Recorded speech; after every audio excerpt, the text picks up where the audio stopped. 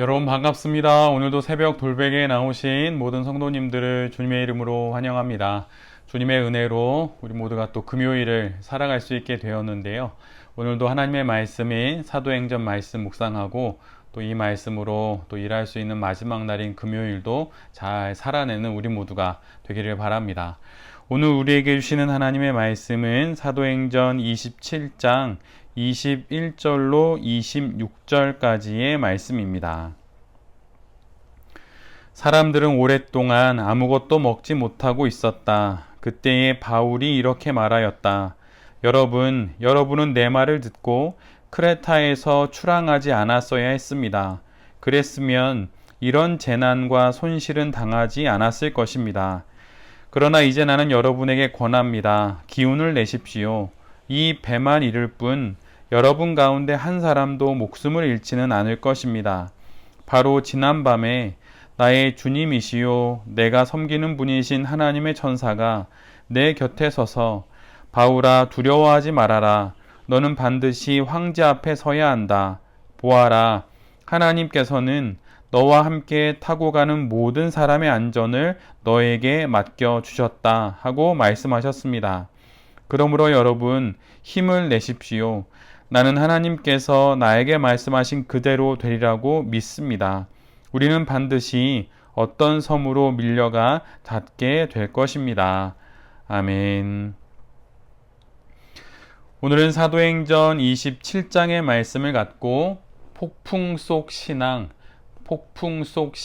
이런 제목으로 함께 하나님 말씀을 나누도록 하겠습니다.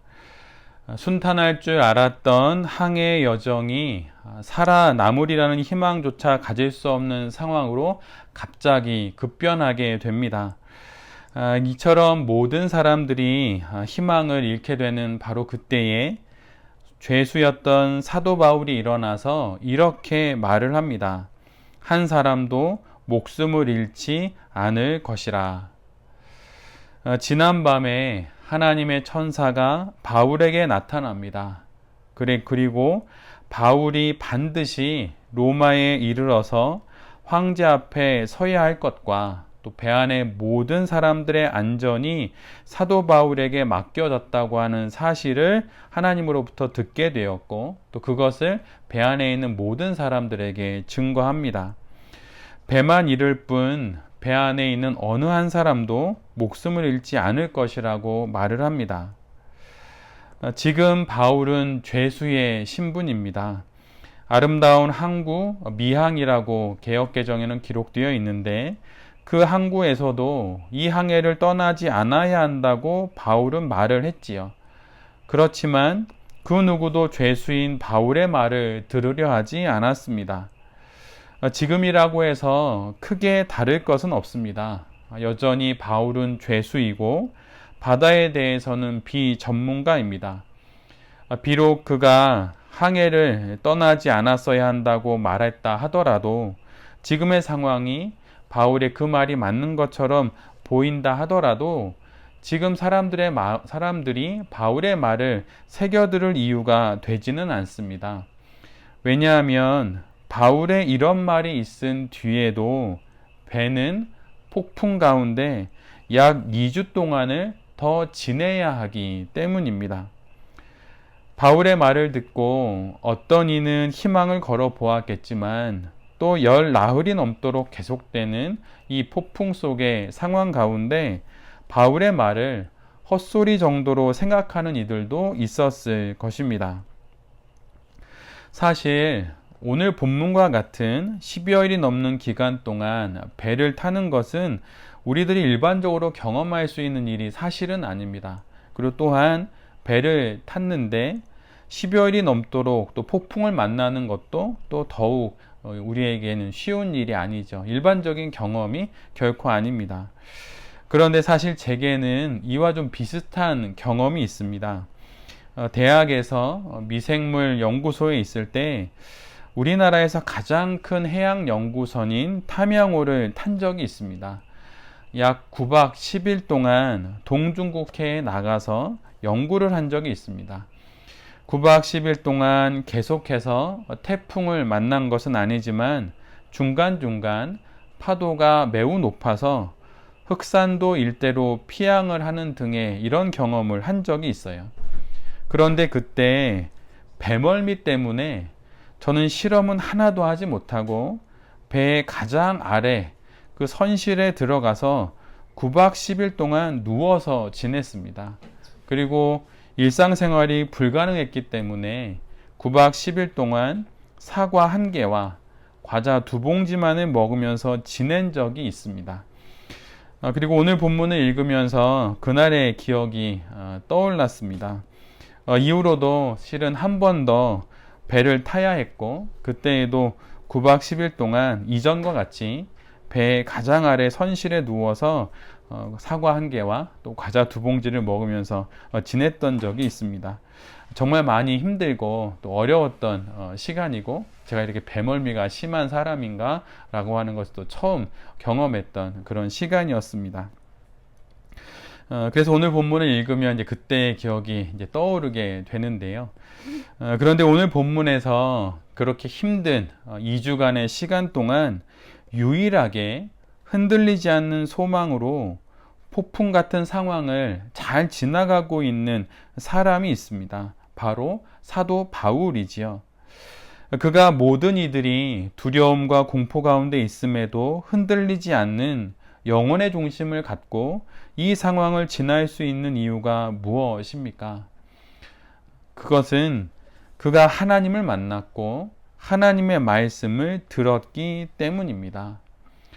사람들은 광풍에 휩싸여서 정신을 잃고 산 소망을 잃어버렸지만 사도 바울은 유일하게도 하나님과 하나님의 말씀으로 그 상황을 지나갑니다. 폭풍을 꿰뚫고 하나님의 말씀이 바울에게 들려져 왔기에 그는 그 폭풍 가운데서도 희망을 놓치지 않고 우뚝 설 수 있었던 것이죠.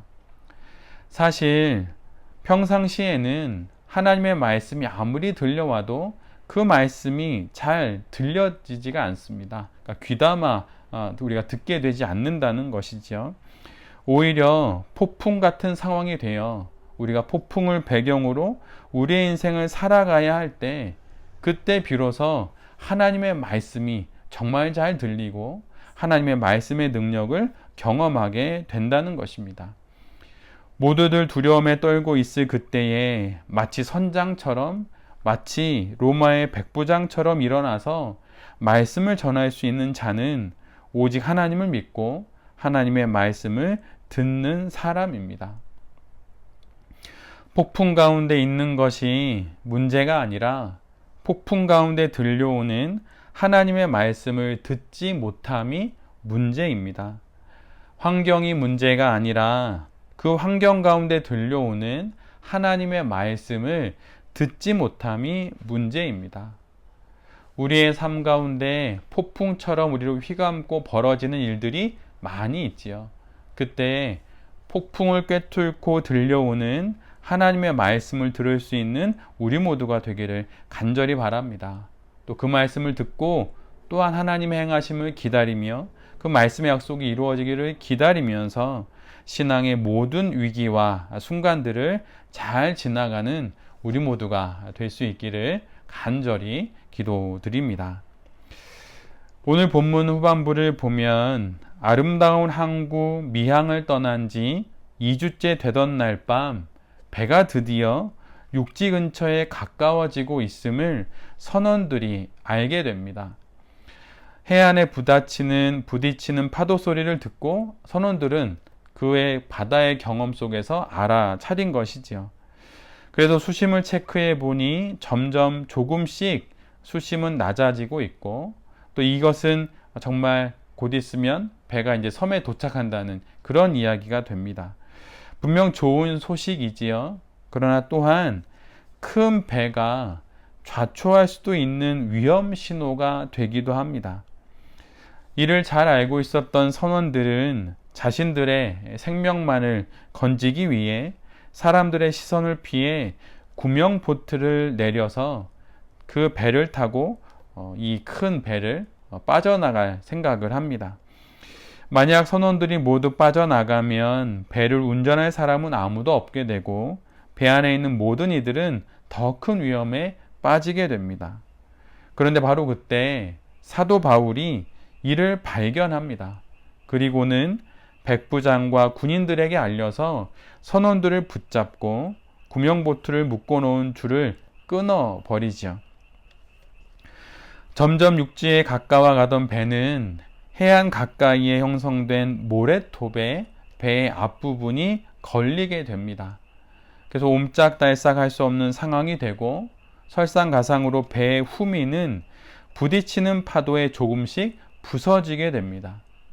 이때 배 안은 순식간에 혼란에 빠지게 되지요. 그러자 배에 있는 군인들은 바울을 포함한 죄수들이 이 혼란을 틈타 도망칠 수 있다는 생각에 그들 모두를 죽이고자 합니다. 하지만 백부장 율리오는 바울을 살리기 위해 군인들의 의견을 수용하지 않고 배 안의 모든 사람들이 각자 육지로 탈출할 수 있도록 그런 결정을 내리게 되지요. 위기가 닥치게 되자 선원들은 자신들만 살려고 하고 군인들은 죄수들이 도망칠 경우 자신들에게 돌아오게 될 책임에 대한 염려로 그들을 아예 죽이고자 합니다. 위기 앞에서 모두들 자신의 안전과 자신의 안위만을 생각합니다. 그런데 이 모든 혼란 가운데 한 사람 사도 바울은 마치 선장처럼 행동합니다. 2주가 넘도록 제대로 먹지 못하고 지친 사람들에게 음식 먹기를 권하고 음식을 먹기 전에 또 모든 사람들이 보는 앞에서 떡을 들어 축사하고 떼어서 사람들에게 나누어 줍니다. 자신이 이 모든 이들의 생명을 안전하게 지켜야 할 책임이 있는 것처럼 행동하고 명령을 하지요. 위기의 순간 자신에게 부여된 책임과 또한 역할을 하나님의 관점에서 감당하는 것이 바로 신앙입니다.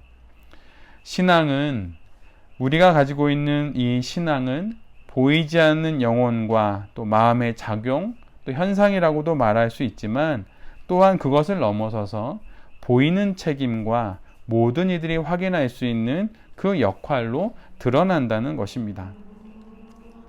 신앙에 또 다른 모습이 있다면 그것은 부여된 책임을 잘 감당하는 것입니다. 교회에서, 가정에서, 직장에서 어떤 이들은 구명보트를 내리려고 하고 어떤 이들은 책임을 회피하려 하지만 성도들은 하나님의 말씀을 들었기에 그 말씀을 따라 책임을 다하며 살아가는 것입니다. 폭풍 같은 상황을 만나는 것이 문제가 아닙니다. 인생 속엔 여러 문제가 항상 있기 마련이고 어려움과 시련이 늘 있습니다. 정말 문제는 폭풍 가운데 들려오는 하나님의 말씀을 듣지 못함입니다. 말씀을 듣고 사도 바울처럼 폭풍 가운데서 우뚝 서서 생명을 살리는 우리 모두가 되기를 간절히 기도합니다. 또한 폭풍 가운데 책임을 다하는 것이 신앙입니다. 보이지 않는 하나님에 대한 우리의 신앙은 보이는 책임과 역할로 반드시 보여져야 하는 것입니다.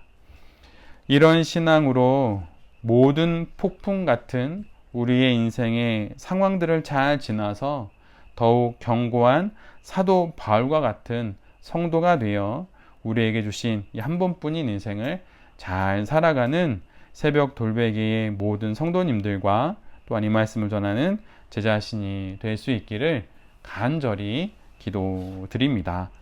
아멘. 기도하겠습니다. 주님, 인생 가운데 폭풍 같은 상황은 반드시 있습니다. 그런 상황이 찾아왔다고 놀라지 않겠습니다. 그 상황에 들려주시는 하나님의 말씀을 듣고 용기를 갖고 잘 살아보겠습니다. 일어서서 우뚝 서서 폭풍에 맞서 신앙 인생을 잘 살아가게 하여 주시옵소서. 또한 폭풍 가운데 우리에게 부여된 책임과 역할을 다하겠습니다. 보이지 않는 하나님을 믿는 신앙을 보이는 책임과 역할로 반드시 드러내 보이겠습니다. 주님, 사도 바울과 같은 이런 믿음의 사람이 될 수 있도록 우리에게 용기를 주시고 또 우리를 인도하여 주시옵소서. 이 모든 말씀 예수 그리스도의 이름으로 기도드립니다. 아멘.